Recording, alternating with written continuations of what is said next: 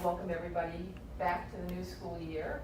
Hopefully it's going good and smoothly. We do have quorum, so, we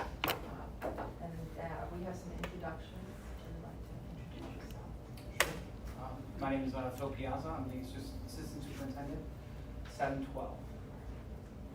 Okay, and you're new at this meeting? I am new to the meeting, not new to the district. Right, I know that. Yes. You're with CARE? I am Leanne Bradford, co-chair of CARE, former principal at Franklin Elementary School, former principal at Flood, and a parent of my daughter, Liana. Welcome, welcome to you all. Thank you. Okay, so, has everybody, received the minutes of the last meeting in June? And has read them, and any changes? Okay, I need a motion on the table to approve them. Second. Tori seconds it. There are no items, oh, sorry. Don't know why. All right, all those in favor, please say aye. All those against, say nay. Any abstentions? Okay, thank you. Okay, we'll move on to number 3. There are no items for review or possible action. Okay. Item 4, these are items for information. First one is interreading literacy update. And And hopefully that Diana's is- going to come in right after you, but I will, Okay. I give up, part of that is mine as well. And it should be into reading and slash literature. Into literature is the 7th and 8th grade piece. It's six. That's right, I'm sorry, 6th, 7th, and 8th. I Is it will, intro or into? Into. It's into, yeah, Yep. it's into. into reading and into literature. Okay. Diane will give more of a breakdown as to the professional development that occurred at the beginning of the year during the introductory district PD day. For both of those, we had all of our teachers attend. The 7th and 8th grade rollout, the 7th grade is rolling out in a pilot this year. So we have classes at each middle school. We did have them attend the PD, the professional development, in hopes that the plan is to incorporate the program by next year into 7th and 8th grade. So the good news is that there were some mixed reviews on the professional development, but at the same time, the teachers are very excited. And when we were looking for classes to pilot, everyone wanted to pilot. So they're very excited. They like what they're hearing about the program. The mixed reviews of the PD were more technical, and whose screen wasn't working, or things like that, or where their PD was, what location it was in. But overall, the response to the program has been extremely positive. So we're excited for that. And right now, like I said, we're still waiting for some materials for the 7th grade classrooms, but they have digital access, so they're ready to move ahead. Excellent. That's exciting. Great. Anybody have any questions? Is 6th grade piloting as well, or they're just doing into literature? I believe they're They're full in. fully into it. They're full in. Do we have how it's going with each of the different schools? Like a week ago? No, other than their excitement, they love what they're seeing. Like I said, there was a delay in the shipment of the actual books, but the digital access, the teachers seem to be loving what they're pulling off of there. And again, anxious. We should have the books any day now. And like I said, Diana might have some more feedback on what happened last year. Waiting for her footsteps. What sounds like something. Yeah, it was. It is. I was stretching it out as long as I possibly could. I was starting to ramble.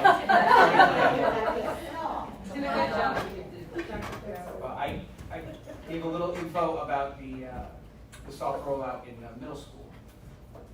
But any initial feedback from the rollout in the elementary schools? Oh, lots of feedback. Yeah. So really excited, first of all, to be here in the new year, and I just came from PD where they talked about how important curriculum is, so this team's gonna rock it this year. I'm so excited. But They had a day of PD on August 27th. As with any new program, it's overwhelming, a lot of materials, a lot to learn. So it comes with a little bit of nervousness and stress, feedback, so we were able to kind of help them see what's ahead of them, and it put a lot of them at ease, that there's actually a lot of PD coming up, and I can share some with you. So we have a couple of the data collaboration time that used to be PLC time. 3 of them this year will be with HMH themselves, looking at data and helping us drive instruction. We have November 5th PD, that will again be a day dedicated to all the reading teachers for support. And we'll give feedback on the August 27th. I think from what I'm getting out of it, they went over the platform because I think other districts' feedback to them was that's the most difficult part. But by focusing on the platform, some of our teachers just wanted to hear more of an overview of the program and, you know, hands-on with the materials, and it was mostly the platform. So with giving them the feedback, you know, we'll definitely shift things with the future PD that's coming. We have coaches coming to us, kind of similar to TC, where they come in, they model lessons, they talk to the staff, and then the afternoon is debriefing and next steps and help with the planning. So those are just a few things that are coming down the pipe to help support them. Overall, overwhelmingly, people are excited for the new program. It's just a lot and overwhelming as any new program. I don't want to repeat anything that you may have said. No, you covered it. I think it's just gonna be ongoing. We're gonna consistently get feedback from teachers to make sure that their voices are being heard and that we're making adjustments. Yeah, and one of the things we heard, I should add, is that they want to hear from the soft launch teachers, because not that they're experts, but, you know, they made that very clear to us, and we don't see them as experts. They have 1 year of it, but the buildings that set aside time to talk to them, or the workshops on August 27th, where the presenter pivoted and let the soft launch teachers kind of share, it eased their mind, but everyone didn't get that. So hearing that, we are putting together, and the principals are being, you know, very open to it, where they're gonna, K3 for now is gonna talk to the soft launch K3 teachers on one of our grade level or the next PLC data collaboration time, just to hear from them and get their questions answered, and that will ease their mind as well. That will help with the transition. Great. Sounds wonderful. Anybody have any questions? Okay. I have one. It's about will there be like some sort of parent-facing like curriculum, like to see like the scope and sequence of what that looks like? Parent, you said? Yeah. Yeah, absolutely. They offer that, so it's just a matter of getting that on the schedule. They're gonna do definitely one. They might do a fall and a spring. But I mean, like on like the website or anything, but just in terms of like seeing like what the, Our website or their website? well, I guess if you're just using their scope and sequence, Yeah, I don't know if parents have access to something, but I'll ask that. but you're just following their scope and sequence. Oh, currently, that's what Yes. we're doing, yes. And just heads up, we need to get on the website, like ASAP That's what just she- mentioned that today. Just talking about. Take down the TC units of study and put a blurb that we are working on implementing, so we can give a brief description of into reading and a little bit about it. Anybody else? All right, then we'll go to B, discussion around course major curriculum revision proposal. And this was my item, I think, and I'll play the new guy card. One of the things I did when I came in right away is I worked with Deb to sort of look at our curriculum, and the next 2 items actually kind of blend together a little bit, the curriculum cycle review. And I was just wondering more about the process and what the role this committee plays when people want to teach a new course, or if a department comes forward saying that, you know, they want to do some major revisions in a course. Could somebody give me the brief overview of sort of what the process is, or does a process exist? And There used to be a curriculum cycle. Yep. Where every 5 years there would be a revision. because that was my next question for the next The item. rule of thumb that we used to use was every 5 peers. Every 5. And we would, try to stagger it. Now, there were times where, there was a blatant concern, and we had to, revise with the 5-year period. We had to do it maybe every 2 years. There was something really glaring that needed to be corrected, and so that would happen. But there was a basic overview of all the, pre-K to 12 curriculum Okay. on board. That it would be periodically, it was usually rule of thumb, one new big curriculum revision every year. Okay, because that's the document, and I think we, you know, and this is something that maybe, I don't know does everybody have access to it, or?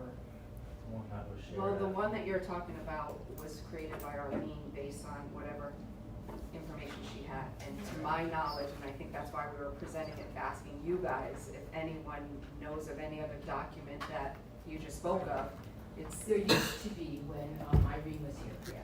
And I can share, we basically took Arlene's and I made it, you know, more alphabetical by, and we separated it by level, so it's a little bit easier to read. And we have, you know, the department, the class title, the grade level, the date it was Board of Ed approved, the last revision date, and then the review timeline. So there's a lot of, but there's a lot of blanks. We're trying to, you know, Deb did a great job going back and getting all the Board of Ed approval dates. And obviously, we know that COVID threw any cycle completely off, so I think we're looking at that now, and that's hopefully something that we can accomplish where we start setting priorities as to what areas we want to do. But, you know, to get back to my first point, you know, mostly it happens at the high school level, right? You might get a course of interest for a student, or, you know, say, technology courses that change drastically. And if we have a technology curriculum here from 2014, that's probably needs to get updated, you know, major, and that's a major undertaking and major revision. And I'll try not to say this too often, but in my last district, this committee's, you know, people had to come to this committee, present, you know, after meeting with their department head, getting approval from the principal, and getting approval from the assistant superintendent, come to this committee, present, hey, we want to write this course. This committee would give the thumbs up or the thumbs down. They'd go back, write it, and then be expected to come back to this committee to present it. Does that sound? That's exactly what Okay. happened. Yeah. Awesome. Great. I mean, no one's asked to do any of that yet, but I think that was just for my clarification. And then the cycle, which we've already kind of led into. I'll share this document, maybe on the notes. I can send you a link, and then that can give everybody access. And you can take a look and see sort of where we are. We're updating, you know, we kind of work on it, Yeah. you know, whenever we can, just to get the most updated information. Sounds good. Thank you. Okay. Any questions in regard to this? Does anybody know anything in the pipeline right now? We are trying to figure that out, so as we're talking to department heads, and there's curriculum writing over the summer, so we know there's things that this draft that you're gonna see is truly a draft right now, because we have to fill in some of those missing pieces. Yeah, Arlene had given me a spreadsheet as into what was coming up, but hadn't heard anything. I'm sorry I didn't bring mine, but is into reading in that document and is literature? I think she was, If not, it's on ours, Okay. because we took her, again, Okay, just okay. yeah. by level and just tweaked it a little bit. And then we have holes that we need to fill in, dates, and we need to make sure all the curriculum is covered, that we're not missing anything. Okay, all right. Work in progress. Yeah, exactly. Yeah, Yes. Just kind of, you know, you mentioned, does anyone know anything that's kind of going on from, at least for the high school English curriculums? I know that's been talked about for years and years and years now, about rewriting them. There's been a lot of different experiments with what might work over the years. Like I know right now we have it's Spring Point. Yeah, Spring Point, they've provided these units that at the high school level for, at least for English, they are, they've provided these units that they're implementing in, they're trying to find where they'll fit in the current curriculum with what sounds like the intention being taking some of those and maybe building them into whatever the future curriculum looks like. So I know that there are teachers currently at the high school level who are doing those units as we speak. I know that for junior level, it's the first unit that they're doing right now, and I know for I think it's the freshman level, it's like the third unit, but the idea is that these aren't currently in the curriculum as units. They might not especially fit in with what we have. But, Yeah, they're called transformative learning experiences, Yes, that's them. TLEs. Mhm. And it is this group through Spring Point who have done, if I understand, visits to the school, visited classrooms, worked with administration, and made suggestions on, basically how to improve the experience of the students. So they've created these units or experiences that, they tried to find a spot in the curriculum where these might fit. Teachers worked with them on the 27th of August. Yeah. And trying to get teachers to, be comfortable with it and see where it might fit in the curriculum. And I know the two humanities chairs, Liz Bourgeois and Melissa Bader, are working, and I think they're even gonna model some of those in their curriculum. So that's another question. Like, those are just pieces of curriculum. That's not rewriting the entire curriculum. Those are just bringing new aspects to it. One thing I guess one of my points is that that's like what we're doing now, but to kind of maybe shed light in the past, we've had many different things like that, which are like, here's this initiative to kind of maybe fit this in. So sometimes it's been, here's a bunch of student-friendly books. We're going to do a unit on book clubs and fit that in somewhere. And so I feel like there's been a lot of effort and a lot of experimenting that if we kind of go down the line, there might be things that really work and things that didn't over the past, I'm talking like 7 years at least. Yeah. Of trying to figure out what a new curriculum would look like. Great. Are you talking about a couple of years, 3 years, 2 years, about doing this Uh, process? No, No? way more than that. I would say at least 6. I would say for the past 6 years, there's been a lot of, and someone might say longer, or someone might say I'm over exaggerating, but How long has Spring Point been involved specifically? 2020. yeah. So, Yeah. but I would say this is maybe one of the first times that Spring Point has been so like pushed or so like kind of On top of it, yeah. Yeah, hands-on with like coming in, here's the thing, this is how we want, how it should look, Mhm. try this, here's a whole unit. But a lot of times it's been like kind of these initiatives, these soft ideas going on for the past few years that fit this in here, fit this in here, and I think as attempts to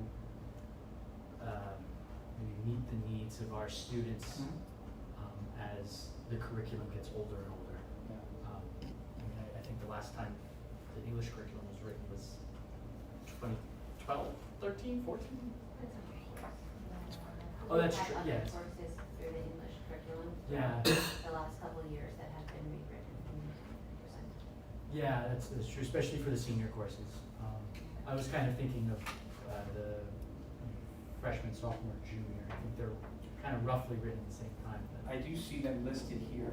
They're in the 24, 25, 25, 26 timeline. Oh, okay. It says these must happen first. There's little notes there that are being left. Yeah, that would kind of make They have to be sense. split over the next 2 years. And that's for the English 9, 10, and 11. Okay, yeah, so there you go. That's exactly, because I know that the senior ones are more recent.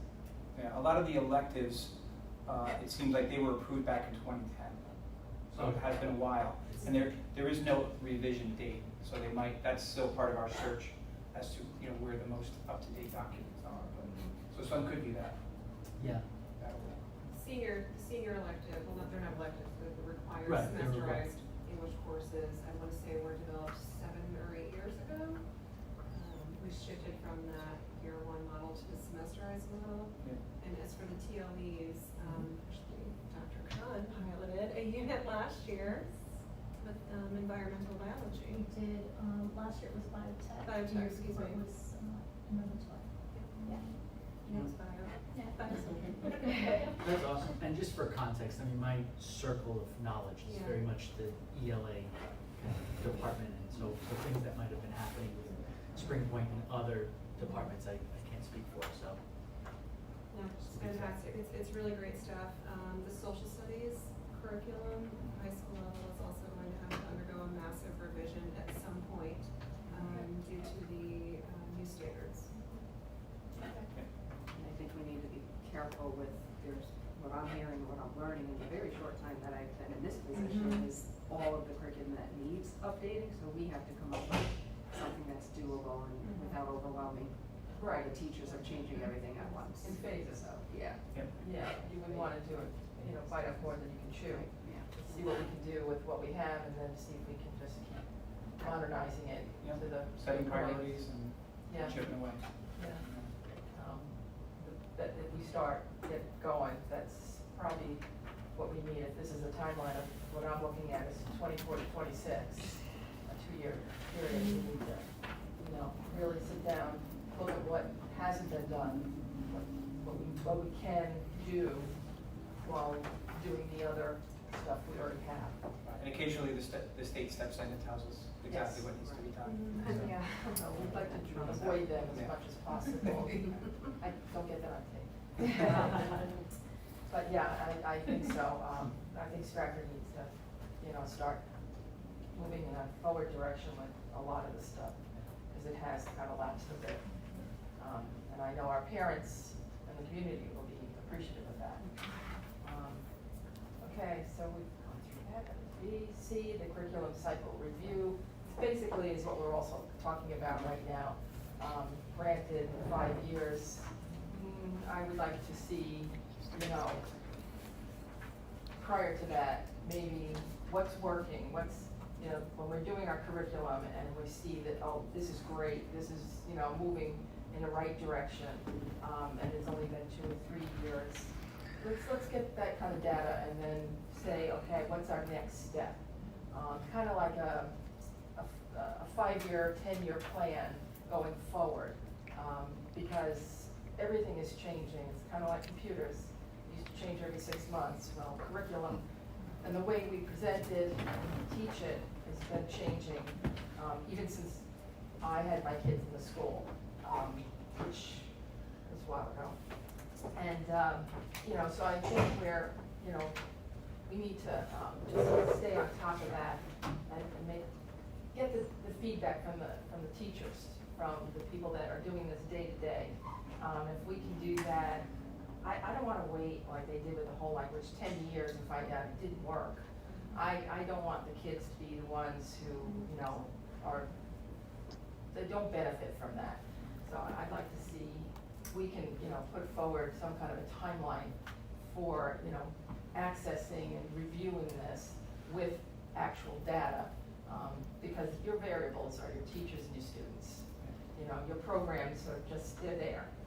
But every time a new class comes in, a new year comes in, a group, they change. And we need to adjust to that change. And the teachers are newer. We had teachers that couldn't do computers. Now they're all on computers, and everything is, moving in a fast pace. So we have to make sure our students can adjust to that, and our teachers can too. So anything we can do for them in curriculum to make it easier for them and better for the students. I think that's why I'm thinking, let's not wait 5 years.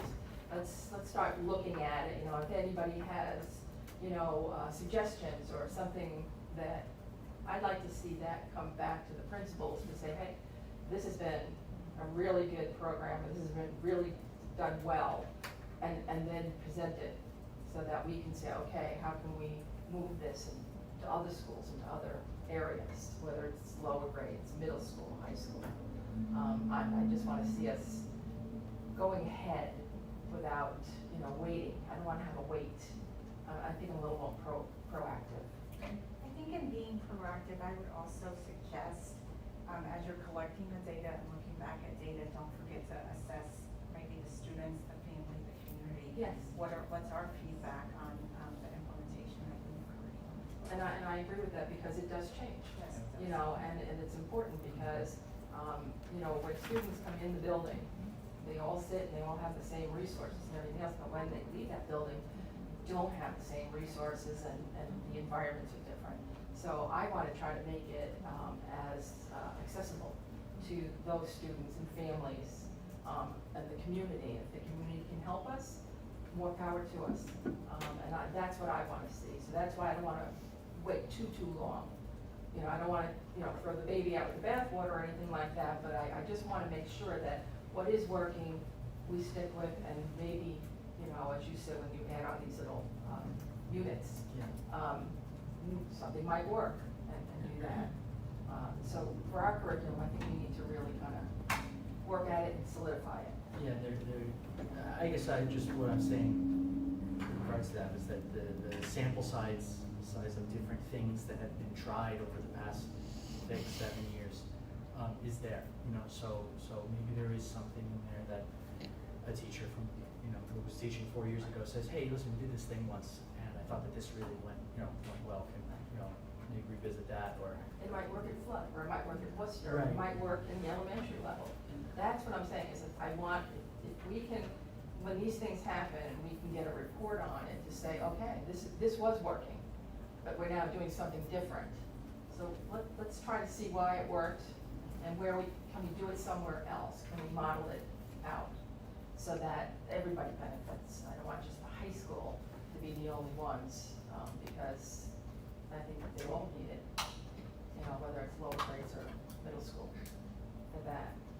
So for that curriculum cycle review, let's be open on that one. Let's not make it 5 years, in my opinion. We discussed that. Okay. I don't mean to be that guy. Could I express one concern? It's kind of coming to my mind. I really don't mean it, but there's just one concern that I have, just given my experience. So in the past few years, there have been many, department meeting days and, PLC days that have been dedicated to creating assessments that align with the standards within a curriculum that is 10 years old or more, right? And so a lot of energy and a lot of effort's been put into that to really kind of maintain something that's already been outdated. And one of the concerns I have is that the strategy that I've witnessed for creating those assessments and then sometimes like interpreting, curriculum language is during these department meetings or PLC days, breaking teachers up into different grade level groups and then kind of giving them whatever the new phrase is, be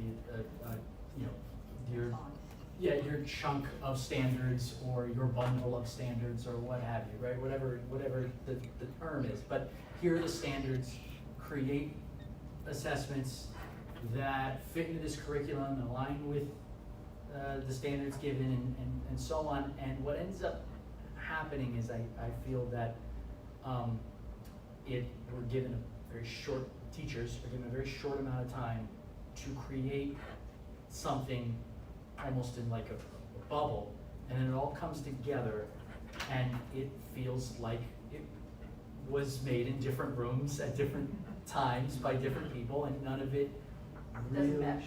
Yeah, and it's usually feels, at least for a teacher who's concerned more about the student's needs, what the lesson plans are, the minutia of the job, it feels a little haphazard when it's half day for students leave, and then you're told, okay, here's all this information you need, now go sit in a room with your fellow teachers and create assessments that are aligned to standards for a curriculum that we keep saying we're gonna rewrite next year anyway. And like, Yeah, what's that? Just rewrite, Yeah.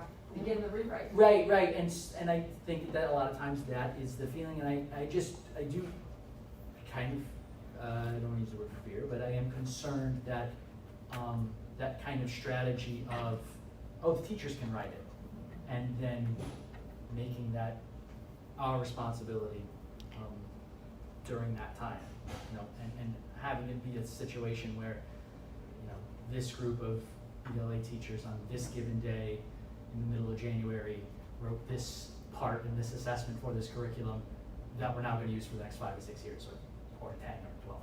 So just kind of putting that on the record, and maybe it'll haunt me. Yeah, and I don't know your name, but just to piggyback on what you're saying, I agree with you. And I actually think that time when I was in the district was really supposed to be utilized with analyzing the data and driving instructional practice, not creating assessments. So, I mean, if you really want to go to the next level, the teachers should be discussing the assessment results, using those assessment results to drive their instructional practice. Being able to come to the table and say, hey, this was working for me, this was working for me, what can we do? Versus being, you know, given 15 pages in an email and being told. I think we Make something. heard that, Phil, and I definitely heard that, you know, over the years. Yeah. Especially in the last few months, and I think that's why we sent communication out on grade level and PLC, I keep saying PLCs, our data collaboration time, that it does go back to the teachers with the need of analyzing data and as a team working on lesson plans and what the students need Yeah. that's in front of them, so. And doing that We heard process, that. you can almost write curriculum. You know, when you're doing all of this information, and you'll get ideas. I mean, yeah, so ultimately, the teachers, like, the teachers, it is not their responsibility to write curriculum. It's just the wall I have to kind of put up on The that, you know? suggestions. And yeah, sure, like, our experience is, if someone asks what works, teachers can answer that, but it is not our responsibility during During that time. time is to be time for writing teachers curriculum. Right. You know, to and- collaborate and to plan so they can be prepared for moving Right. students along. And to be super. Curriculum oh, is a sorry. separate, no, I'm on the same line issues. Curriculum, it needs to Right, have your a suggestions, clear your feedback, Yeah. cycle. all of that, your bullet points, that is now something that can be given to the people that are gonna write the curriculum, to say, okay, that's what I'm saying, is Yeah. your process is what's going to generate the flow to the writing of the curriculum. Yeah, and to be like completely transparent, you know, last year, I attended a kind of a training that was intended to, put all of our curriculum data and standards into some great, database, which, you know, during that time, this was an after-school additional, you know, thing. This wasn't done during PLC time. This wasn't the expectation of every single student in the building. Right. I signed up for it, right? I'm saying, okay, I will work on this thing, and I think that that's, you know, appropriate, especially with the compensation.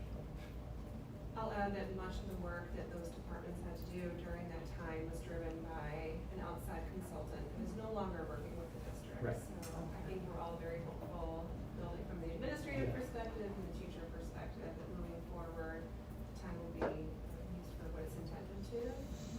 And the curriculum work that's being done with the new consultant through the Bar Foundation, I think is much less invasive and more about incorporating the portrait competencies into what we're already doing, as opposed to completely revamping everything and bundling standards and creating pages and pages and pages of spreadsheets. You're So I giving feel me you. flashbacks, right? Yeah. You're I giving sat in some of flashbacks. those meetings, so I Yeah. hear you, we hear you.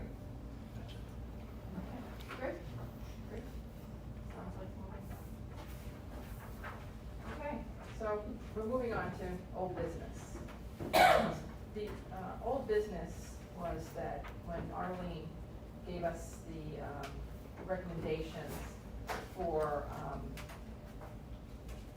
timelines, procedures, basic data, the rationales, course outlines, enrollment, evaluation of program success rates, you know, curriculum cycle calendar, expansion of the CTE pathway programs, which give us a lot. Adding student voice to the curriculum council, science and reading, expanding to 4th and 5th grade, and dual enrollment grant adjustments. We still want to look at this and still want to work on it because everything she had mentioned is important. So I don't want to just let it fall through the cracks. It was in May and now we're in September. So just hearing tonight what's been going on and what I think we can just take each of these bit by bit. You know, we're not going to do them all at once, and maybe we can just review what we have, and then based on what she has given us, see what our timelines are, what the procedures we have in place, and how we're going to even modify them, you know, to fit what's going forward. You know, basic data. It's important to have the information. I mean, the teachers are the ones that know what's going on in that building more than anybody. So the feedback from them is key. And just seeing how we go for the, you know, the next, you know, school year. It's like another 6 months before we have a break. So let's see how we can get together, whether it's the teachers, the principals, the assistant superintendents, and see how we can, you know, gather this information and just kind of work with it and see where we can head and improve. So I don't want to just, you know, sit back and say, hey, we had a great meeting, that's it for the next one. I want to now piggyback at going forward. So going to the next meeting, hopefully we can, you know, put together an agenda so that each of these things, you know, it's not just something new, but each of this is being spoken about at the next meeting, so that how are we doing with the timeline? How are we doing with the, you know, gathering the data and everything else? We all have it from last year. That's the stuff we're going to be working with right now, because it's only September, and we have to say, okay, what was good, what was okay, what wasn't so hot, and then see what we can do with it. So just in my ignorance here, does old business, should that stay under old business and we tackle it however way we tackle it? Like, it probably should have been listed there then, is that correct? Technically, I don't really think we should talk about old business unless it was on the agenda. But if you want something on the agenda before the next meeting, then talk Yeah. to Diana and Phil, and we'll put it on the agenda for the next And I meeting. just want to clarify, does that list stay there and then we decide what we're talking about? Yes. Because it's a large list that we're not Yeah. going to accomplish. Oh, we're not in gonna, one. as I said, we're not gonna Or do we Right. break it up Right. over time? I don't know how it runs, so I'm asking. Like, Yeah, no business is, you put it in. And as I said, this was in May, and I just was going through it and everything else. It doesn't and really then- even have to be old business, it could just be an item for discussion Right, that you would yeah. like to talk about. Old Right. business is just something that we didn't take care of at the last meeting, that we need to take care Maybe of. what we don't get to, we can table. Can they go into table items? Yeah, they can be. As we Just afraid if it's not somewhere, we're going to forget. No, I Right, I just don't want it It has forgotten, to be- that's it, so we can either put it under old business or, as you say, table, you know, I mean, it's not something, it's gonna be an ongoing thing, because it's not something that we can just quickly fix and get done, because we need different information and stuff like that. So I would like to try to keep that going forward with our meetings on the agenda, so that we, you know, make sure we're current with it. I also think, I mean, she laid out a lot of suggestions, and I think as a committee, we need to go through that list and say what's priority, what should you tackle Right. first. Right. There might be something on there that the committee doesn't forget the list. Or it might already be taken care of, right? So, but that's something that's why I wanted to bring it up tonight, and I'm sorry I didn't put it on the agenda. This is for you, because I just thought of it. Yeah. Do you have that the list through. of what she said? Yeah, well, you can just email Yeah, it to me. I'll email you this. Yeah, this is,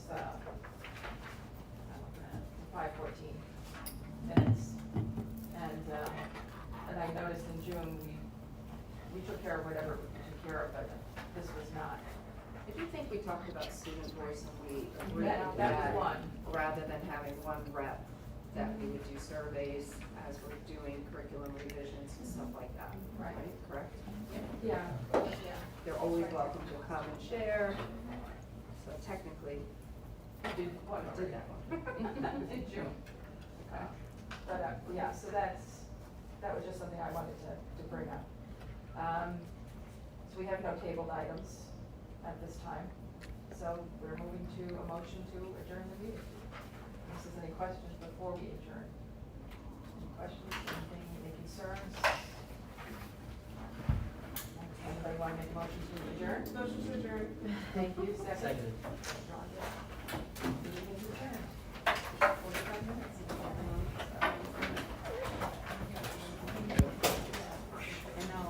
I was gonna get it. And get it right.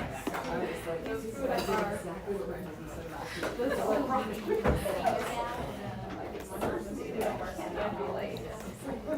And so I have to